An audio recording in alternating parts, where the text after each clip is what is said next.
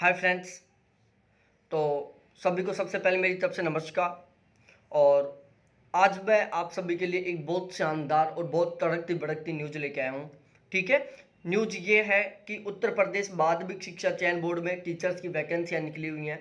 तो उससे पहले मैं आपको एक बात बताना चाहूँगा कि इंडिया के किसी भी स्टेट, वो कोई सा भी स्टेट हो, वो डिपेंड नहीं करता, लेकिन इंडिया के किसी भी स्टेट से निकलने वाली कौन कौन सी vacancy, TGT, PGT, PRT, first grade teacher, school lecturer, college lecturer, PhD admission के लिए जो भी प्रोसेस होता है, इनसे रिलेटेड यदि कोई भी वैकेंसी निकलती है तो उससे रिलेटेड हम आपको ऑलवेज बिल्कुल अपडेट रखेंगे। और आपको बिल्कुल इसी तरीके से ऑलवेज अपडेट रहना है तो एक बार चैनल को जरूर सब्सक्राइब कर लें। ठीक है, चलो अब हम आपको बताते हैं। देखो यहाँ पर सबसे पहले मैं डायरेक्टली लेके चलता हूँ कि यहाँ पर वैकेंसियाँ भाई है किसकी है, लास्ट डेट वगैरह ये बाद में पढ़ लेंगे अपन,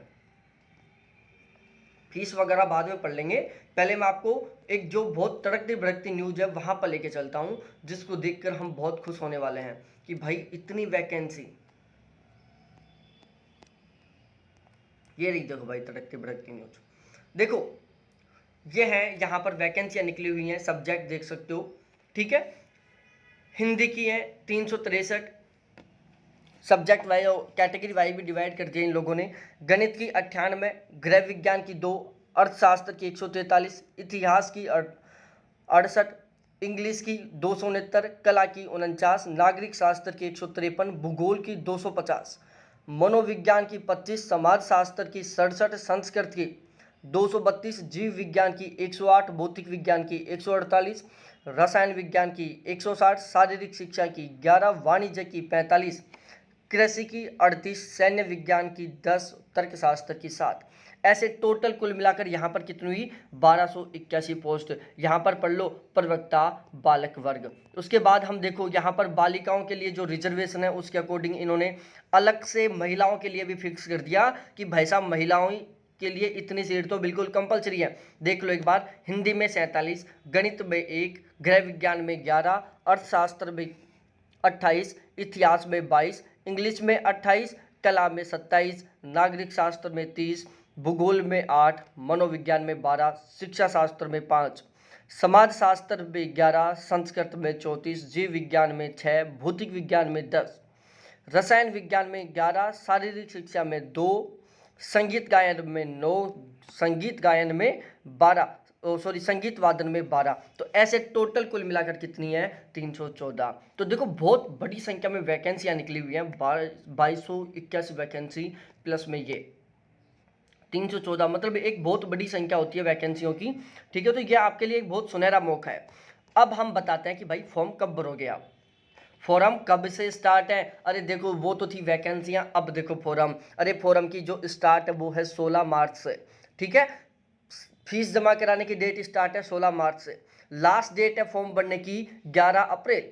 ठीक है, शुल्क जमा करवाने की लास्ट डेट है कितनी, 13 अप्रैल। और ऑनलाइन आवेदन भाग सेकंड सबमिट करने की अंतिम तिथि है 15 अप्रैल।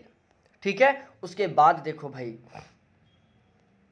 ये कुछ महत्वपूर्ण निर्देश है कि आप फॉर्म कैसे भरोगे। तो ये सारी बातें यहाँ पर लिखी हुई हैं वैसे कि भाई साहब वैकेंसियाँ घटाई भी जा सकती है, बढ़ाई भी जा सकती है। परीक्षा केंद्र पर आपको ब्लूटूथ, फ़ोन, कैलकुलेटर्स आदि लेके जाना वांछित अपराधी माना जाएगा। तो ये कुछ वैसी बातें लिखी हुई हैं जो हमें इतना ज़्यादा ज़रूरी नहीं है पढ़ना। ठीक है, बाकी आप पढ़ना चाहो तो पढ़ सकते हो, यहाँ पर सब कुछ लिखा हुआ है। ठीक है, ये फॉर्म भरने का पूरा प्रोसेस है, कैसे फॉर्म भरें। देखो ये स्टेप सेकंड चल गई। ठीक है, यहाँ पर फीस दी हुई है कि आपकी फ़ी कितनी रहेगी। तो देखो अनारक्षित जनरल की आवेदन शुल्क 700 रुपये रहेगा, इसमें 50 रुपये ऑनलाइन फ़ी लगेगी, तो टोटल 750 हो जाता है। EWS का 650 है, अन्य पिछड़ा वर्ग का 750 है, अनुसूचित जाति का 450 है, अनुसूचित जनजाति का 250 है, स्वतंत्रता संग्राम सेनानी आश्रित का क्रमांक 1 से 5 तक उल्लिखित उनकी मूल श्रेणी के अनुसार होगा। भूतपूर्व सैनिक का भी बिल्कुल उसी के अकॉर्डिंग, महिलाओं को भी बिल्कुल उसी के अकॉर्डिंग, और विकलांग को मूल श्रेणी में निर्धारित शुल्क के आधे भुगतान का। ठीक है, यहाँ पर आप समझ गए होंगे। यहाँ पर लिखा हुआ है, जैसे मैं सपोज डेट एग्जाम्पल दूँ विकलांगों का, तो विकलांगों की फीस कितनी लगेगी, तो वो जिस कैटेगरी में आते हैं सपोज दैट वो जनरल कैटेगरी में आते हैं तो उसका आधा मतलब 700 का आधा 350 लगेगा। ऐसे भूतपूर्व सैनिकों के बारे में बताया गया। भूतपूर्व सैनिक क्रमांक 1 से 5 तक उल्लेखित उनकी मूल श्रेणी के अनुसार। तो भूतपूर्व सैनिक यदि मान लो अन्य पिछड़ा वर्ग से है तो उसकी 700 रुपये फीस लगेगी, EWS से है तो उसकी 600 रुपये फीस लगेगी।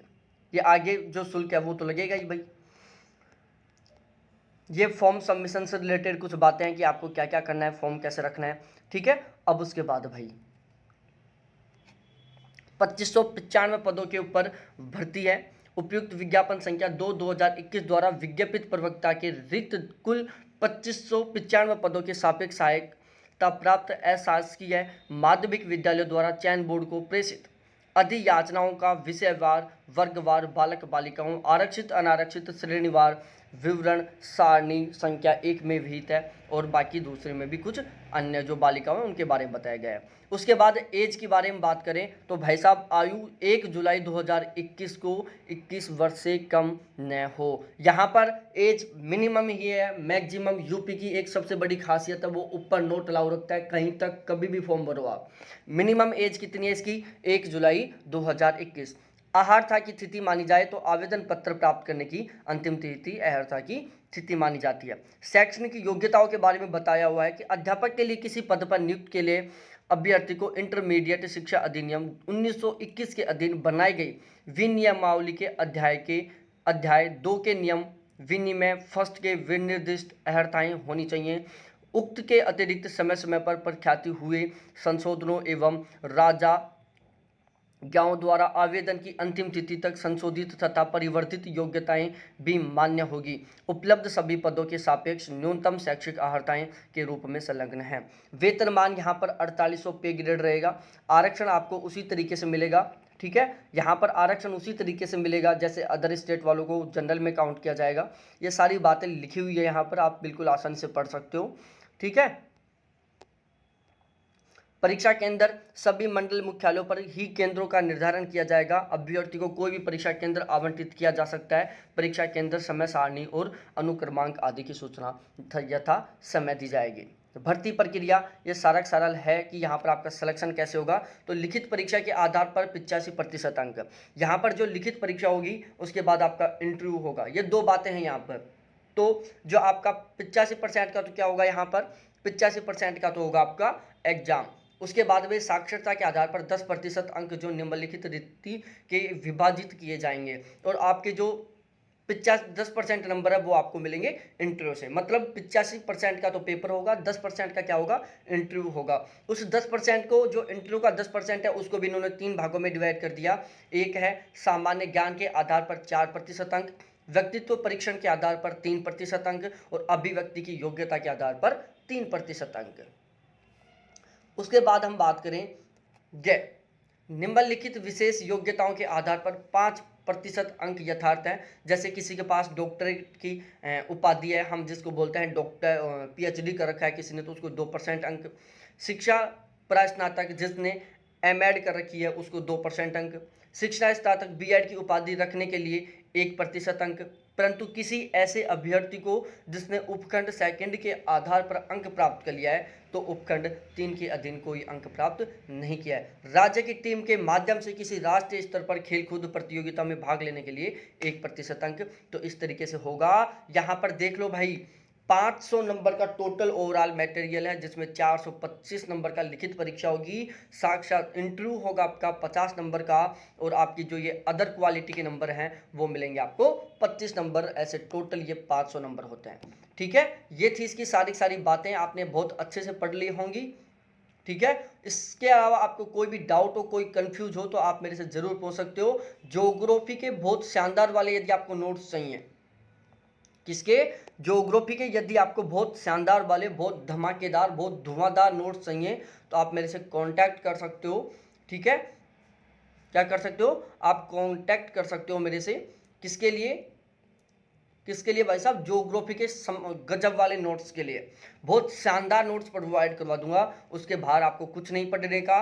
अकॉर्डिंग टू सिलेबस पहले हैंड रिटन नोट्स रहेंगे, उसके तुरंत बाद उसके ऑब्जेक्टिव क्वेश्चन रहेंगे, ठीक है। और यहाँ पर और एलिजिबिलिटी दी हुई है कि किसके लिए क्या एलिजिबिलिटी चाहिए, वो आप यहाँ पर पढ़ सकते हो। जैसे मैं भूगोल का बता देता हूँ, भूगोल में एमए अथवा एमएससी प्रशिक्षण वरीयमान होना चाहिए। भूगोल में त्रिवर्षीय पाठ्यक्रम सहित बीए ऑनर्स प्रशिक्षण वरीयमान अथवा बीएससी ऑनर्स होना चाहिए। बीएड, एमएड, पीएचडी एवं किसी राष्ट्रीय स्तर की खेलकूद प्रतियोगिता में राज्य स्तर की टीम के माध्यम से भाग लेने का प्रमाण पत्र होना चाहिए। भाई साहब, इन तीनों में से यदि आपके पास कुछ भी हो तो उसका प्रमाण पत्र होना चाहिए, और इस साइड आपके पास ये वाला होना चाहिए, ठीक है।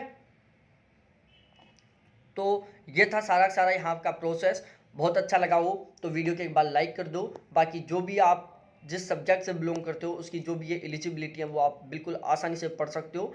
सारा सब कुछ दिया हुआ है, इन्होंने कुछ नहीं छोड़ा, सब कुछ बहुत अच्छे से समझा है, बिल्कुल डिटेल से समझा है, ठीक है। तो बहुत बहुत धन्यवाद मेरे प्यारे साथियों, ठीक है, बाय।